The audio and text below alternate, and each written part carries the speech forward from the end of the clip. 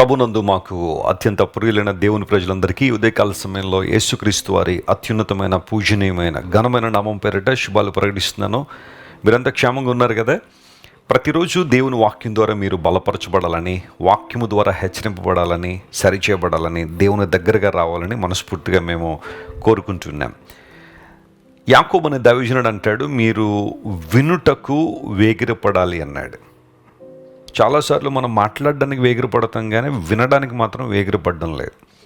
కోపించడానికి వేగిరపడతాం, కానీ బైబిల్ సెలవిస్తూ ఉంది, మీరు వినుటకు వేగిరపడండి, మాట్లాడడానికి కోపించడానికి నిదానించండి అని.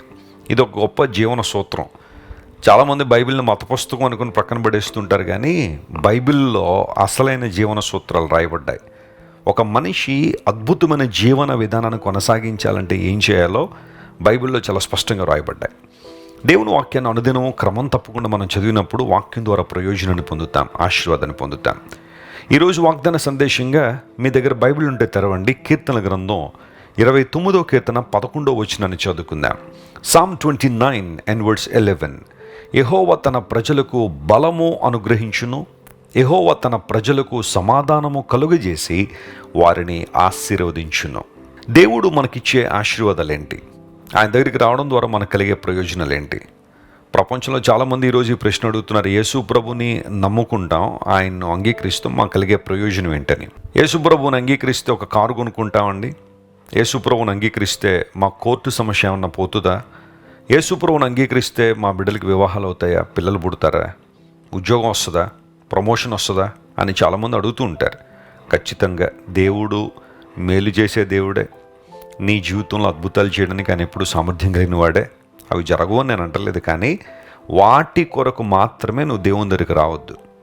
వాటి కొరకు మాత్రమే యేసు ప్రభువుని అంగీకరించొద్దు. అలా కనుక అంగీకరిస్తే అందరికన్నా దౌర్భాగ్యం అన్నాడు పౌలు భక్తుడు. ఆ మాట వాడాడు. ఈ జీవితకాలం మట్టుకే మనం క్రీస్తునందు విశ్వసించు వారం అయితే, లేదా నిరీక్షించు వారం అయితే మనుషులందరికంటే దౌర్భాగ్యులు అన్నాడు. యేసు ప్రభువుని ఎందుకు అంగీకరించాలంటే ఆయన మనకు ఆత్మరక్షణ దయచేయవాడు, పాపక్షమాపణ ఇచ్చేవాడు.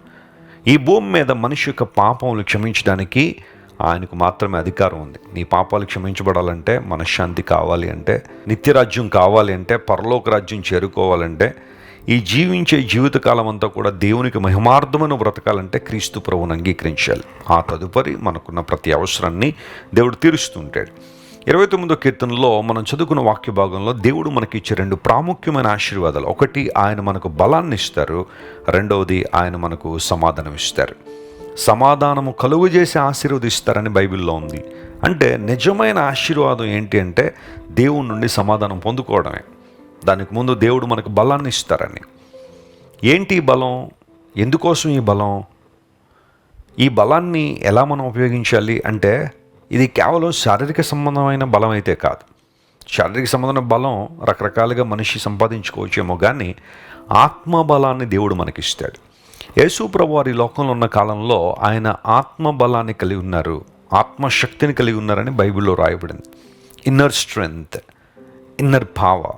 పరిశుద్ధాత్మ దేవుడు మనకిచ్చే శక్తి ఎంత గొప్పది అంటే, మనందరం క్రీస్తు ప్రభు సాక్షులుగా జీవించడానికి ఆ శక్తి ఉపయోగపడుతుంది.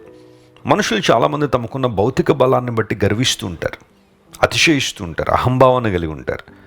శారీరక దారుఢ్యాన్ని బట్టో, కుల బలాన్ని బట్టో, మత బలాన్ని బట్టో, ప్రాంతీయ బలాన్ని బట్టో, గుండె బలం, అండబలం అంటారు కదా, చాలా రకాల బలాలను బట్టి మనిషి గర్విస్తుంటాడు. కానీ దైవ బలము చాలా ప్రాముఖ్యమైంది. పౌలు భక్తుడు అంటాడు ఫిలిప్పీ సంఘానికి తన ఉత్తరం రాస్తూ, నన్ను బలపరుచు వాని యందు నేను సమస్తము చేయగలను అన్నాడు.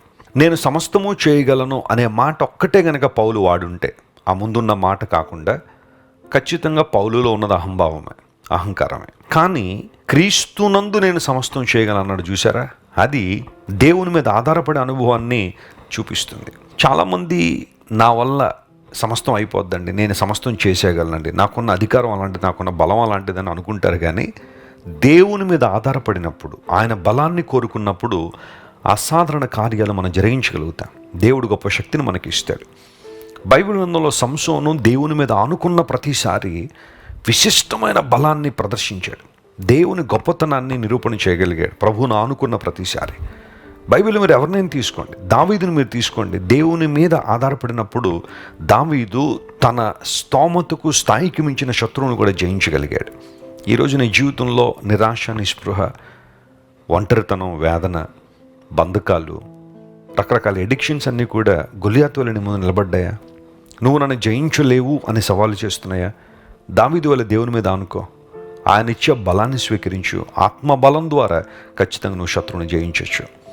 అంత మాత్రం కాకుండా దేవుడు నీకు సమాధానం ఇస్తాడని బైబిల్లో రాయబడింది. God gives peace. ఈ సమాధానం ఎలాంటిదంటే లోక జ్ఞానానికి మించిన సమాధానం, పరిపూర్ణమైన శాంతిని ప్రభు మనకు అనుగ్రహిస్తాడు. ఎవని మనస్సు నీ మీద ఆనుకున్ననో వానిని నీవు పూర్ణ శాంతి గలవానిగా చేస్తావని బైబిల్ సెలవిచ్చింది. దేవుని మీద ఆనుకునే లక్షణం మనకుంటే, ఎందుకంటే ఆయన సమాధానకర్త అని లేఖనాలు ధృవీకరించాయి. చాలామంది తెలియక యేసు ప్రభు శాంతి దూత అనుకుంటారు. శాంతి దూత కాదు, ఆయన శాంతి దాత. చాలామంది శాంతి దూతలు ప్రపంచంలో ఉన్నారు, కానీ యేసు ప్రభు శాంతి దాత. ఆయనే సమాధానం ఇచ్చేవాడు, ఆయనే శాంతిని ప్రసాదించేవాడు. ఆయనకి నీ జీవితంలో చోటిస్తే అద్భుతాలు చూస్తావు, బలమైన కార్యాలు జరుగుతాయి. ఈరోజు వాగ్దానాన్ని క్లెయిమ్ చేసుకుని దేవుని బలాన్ని, ఆయన ఇచ్చే సమాధానాన్ని పొందుకోండి. పరిపూర్ణమైన ఆశీర్వాదంలో మీరందరూ ఎదగాలని, మీ కుటుంబం వర్ధిల్లాలని మనస్ఫూర్తిగా ఆశిస్తున్నాను. దేవుడు మిమ్మును, మీ కుటుంబాలను దీవించి బలపరిచి ఆశీర్వదించును గాక. ప్రార్థన చేసుకుందాం. ప్రేమగల తండ్రి, ఇంతవరకు మీరు మాకు ఇచ్చిన వాగ్దాన సందేశాన్ని బట్టి కొందనాలు. మా ప్రియులు ఏ ప్రాంతాల నుంచి, ఏ దేశాల నుంచి వాగ్దాన సందేశాన్ని వీక్షిస్తున్నారో ప్రతి ఒక్కరిని మీరే బలపరచండి అయ్యా. నీ ఆత్మ బలంతో వారిని నింపండి, అద్భుతాలు చేయండి. పాపాన్ని జయించగలిగే శక్తి ప్రతి ఒక్కరికి మీరు దయచేయండి. నీ కార్యాల కొరకు వారిని వాడుకోనండి ప్రభువా.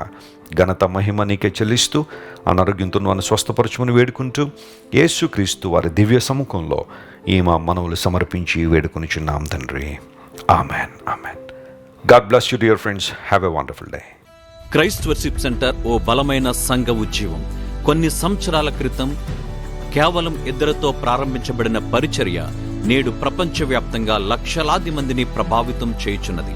రాజమండ్రి, సికింద్రాబాద్, బెంగళూరు, చెన్నై, నెల్లూరు, దుబాయ్, బహ్రైన్, కరీంనగర్, విశాఖపట్నం, గద్వాల్, కొవ్వూరు, మలకపల్లి, శ్రీలంక, భూటాన్, అడ్డతీగల, పాలమూరు, ఒంగోలు, బళ్ళారి, కోరుకొండ, పోతవరం, నల్లజర్ల, వెంకటరామయ్యగూడెం, మచిలీపట్నం, ఇందిరానగరాలతో పాటు అనేక గ్రామాల్లో క్రైస్ట్ వర్షిప్ సెంటర్ ఆరాధనలు జరుగుచున్నవి.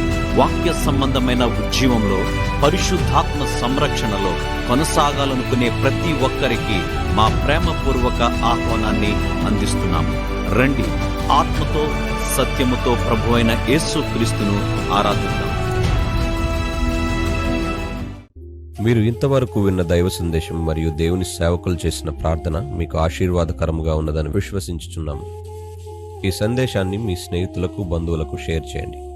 మీకు ఏదైనా ప్రార్థన అవసరత ఉన్నచో మా ఫోన్ నంబర్లకు కాల్ చేయండి. దేవుడు మిమ్మల్ని ప్రేరేపిస్తే విశ్వాసంతో సాగుచున్న ఈ పరిచర్యను ప్రోత్సహించండి. మరిన్ని వర్తమానాలు, పాటలు వినుటకు జాన్ వెస్లీ మినిస్ట్రీస్ అను మా యూట్యూబ్ ఛానల్ను సబ్స్క్రైబ్ చేసుకొనండి. ప్రభువైన యేసుక్రీస్తు కృప మీకు తోడైండును గాక.